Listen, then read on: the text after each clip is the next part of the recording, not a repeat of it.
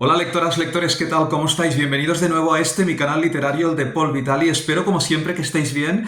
Y bueno, hoy nos vamos a León. Vamos a León, en concreto a La Robla, porque acabo de leer la segunda parte de la trilogía de Josefina Aldecoa, en concreto Mujeres de Negro.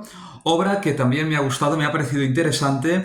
Sabéis que quiero dedicar estos vídeos a Josefina Aldecoa en motivo del centenario de su nacimiento. Y bueno, yo os diría en primer lugar, antes de empezar, que estamos ante una trilogía, entre otras obras, que dejó la escritora leonesa, y deciros que, bueno, la primera, como sabéis, es Historia de una maestra, que está colgada ya en un vídeo que hice hace 2 meses y pico. Y la segunda obra de la trilogía es Mujeres de Negro, la obra que hoy nos va a ocupar. Y la tercera es La Fuerza del Destino, con lo cual, lectoras y lectores, os emplazo a que la vamos a leer, si os parece bien, dentro de unos meses, antes de terminar el año 2026. Bueno, Josefina Aldecoa, hablaré rápidamente de su biografía, habida cuenta de que ya tenéis una parte de la misma, bueno, la biografía que yo os comenté en mi primer vídeo. Josefina Aldecoa nació en La Robla, León, en 1926. Perteneció a la generación del 50, en la que, bueno, formaron parte intelectuales, escritores como Alfonso Sastre, Rafael Sánchez Ferlosio, Carmen Martín Gaite, Ignacio Aldecoa, con quien Josefina contraería matrimonio. Y es así las cosas que Josefina, al contraer matrimonio con Ignacio Aldecoa, ya posteriormente en su producción literaria adoptó su apellido. Josefina Aldecoa estudió Filosofía y Letras y se doctoró en Pedagogía. Es por ello que os debo decir que fundó el Colegio Estilo en Madrid, colegio que dirigió más de 40 años. Ella misma dijo que es un colegio de corte, definía a su propio colegio como un colegio de corte europeo. Y es que en la vida de Josefina Aldecoa dos pilares fundamentales transitaron, ¿no?, en su vida. Yo no sé si diría profesional, básicamente, como fueron educar por un lado y escribir por otro. Y os quería leer, si me permitís, una parte de un párrafo que he visto estos días en el buscador de Josefina, que es lo que ella consideraba por educar, ¿no? Pues bien, Josefina Aldecoa decía que, entre el párrafo he extraído una parte, que educar es educar en la igualdad para que no se pierda un solo talento.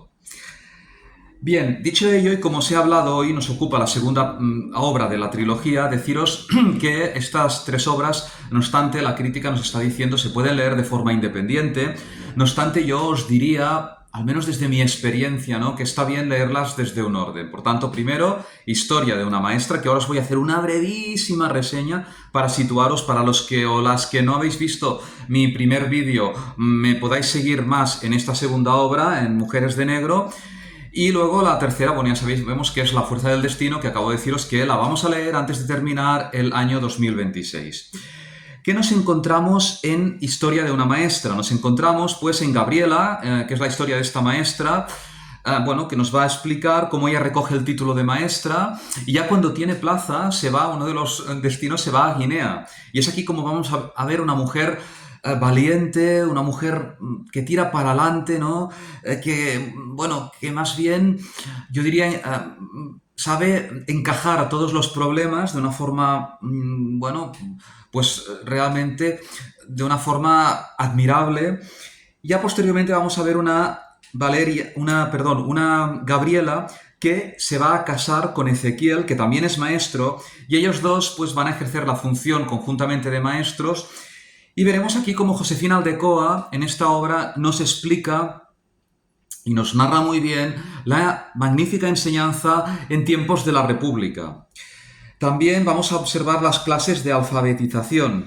Y también observaremos cómo ellos dos, el matrimonio, se instala en Los Valles, que es un pueblo minero, y allí ya empezaremos a ver revueltas en la República, los abusos que sufrieron los mineros. Empieza la Guerra Civil Española. Seguiremos viendo una Gabriela observadora, una Gabriela que resiste, una Gabriela que es valiente, una mujer valiente. Y ya entrando en la obra que hoy nos ocupa, en Mujeres de Negro, por cierto, hago un pequeño paréntesis si me dejáis. Y es que no la encontré, ya sabéis que esto es como una coleccionista o coleccionista de arte, un buen coleccionista que quiere tener sus cuadros, ¿no? Los cuadros que puede adquirir, ¿no? Bueno, yo cuando un libro lo quiero tener, lo quiero comprar, ¿no? Es más, bueno, un libro a veces sale, o casi siempre mejor de precio que en un cuadro. Pero no obstante, pues bueno, busqué la obra y no la pude hallar. Los magníficos libreras o libreros que a veces acudo, pues no la encontraron, no estaba en aquel momento, no está en venta, en estos momentos no está, diría yo, pues no se ha hecho ninguna nueva edición y por tanto adquirí Mujeres de Negro en la biblioteca. Pero cuando pueda, el día que vuelva a estar en venta o esté pues, en el mercado, yo es una obra que la voy a adquirir. Bueno, ¿qué nos dice aquí? ¿Qué nos encontramos en Mujeres de Negro, lectoras y lectores? Vamos a ver, pues, si os he dicho que en Historias de una maestra encontramos aquí, vemos la voz de Gabriela como maestra, pues Gabriela con Ezequiel, que luego Ezequiel fallece, ya veréis si leéis la historia, tristemente, pues vamos a ver aquí cómo ellos dos han tenido una hija, que es Juana. Pues en Mujeres de Negro, la voz narradora, la voz cantante la tiene Juana, en primera persona. Y ella misma nos empieza la obra, bueno, estamos ya en plena Guerra Civil Española, y vamos a observar tres generaciones. La madre de Gabriela como la abuela, Gabriela en sí, y Juana, que es la narradora, que es la nieta. Ellas han tenido que marchar de los valles como pueblo minero porque les dicen que mejor que vayan a una ciudad, pues por temas de la guerra civil, para no ser tan identificadas, según he entendido yo. Y vamos a observar en la primera parte algo que, bueno, me he sentido un poco identificado con la narradora. Y es que, bueno, de hecho Josefina Aldecoa pone el acento porque a lo largo de la obra Juana, como nieta, va a hablar de esta abuela, ¿no? Bueno, vamos a ver cómo la abuela, que va con ella, son tres generaciones de mujeres, va con ellas, pues fallece. Y ella, Juana, como nieta, como hija de Gabriela, la irá recordando en el curso de la obra. Os voy a leer la página 50 y 51 para que veáis el testimonio, lo importante que para ella es la abuela. Y así también veis un poco esta excelente, magnífica prosa con este dominio del lenguaje de Josefina Aldecoa.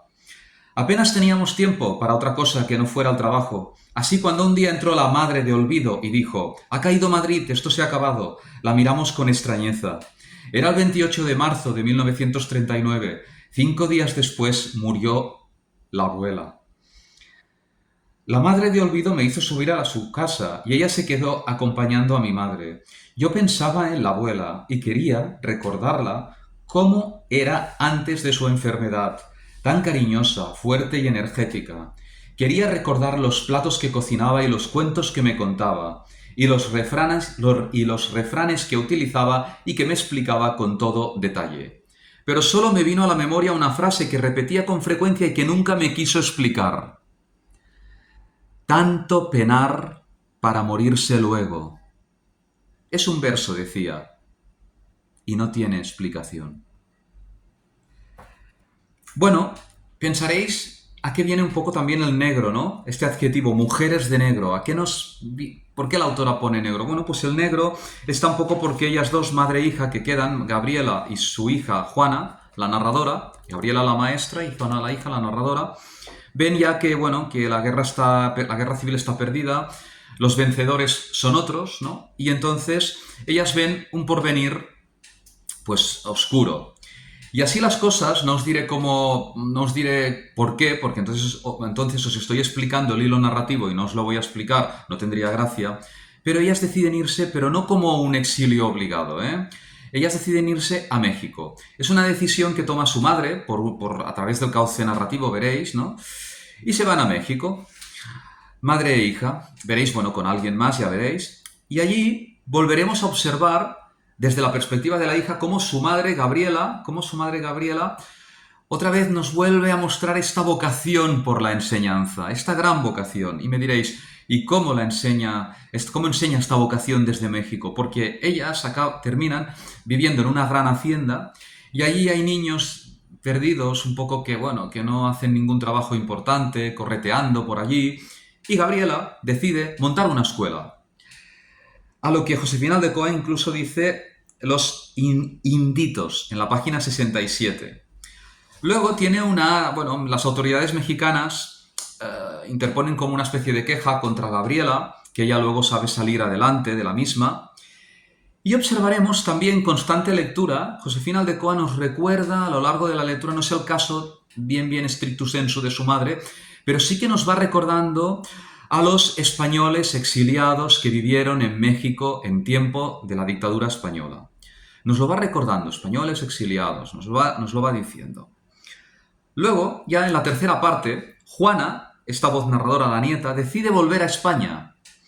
Y vamos a ver cómo allí Juana nos describe también, bueno, un poco el Madrid de la posguerra y también, bueno, ya, porque allí ella va a España, va para estudiar en la universidad, ingresar en la facultad, y también nos hablará de determinadas reuniones clandestinas y cómo ya se observa pues, ciudades como París como un escenario, ¿no?, introducido en un país libre, ¿no?, como es Francia.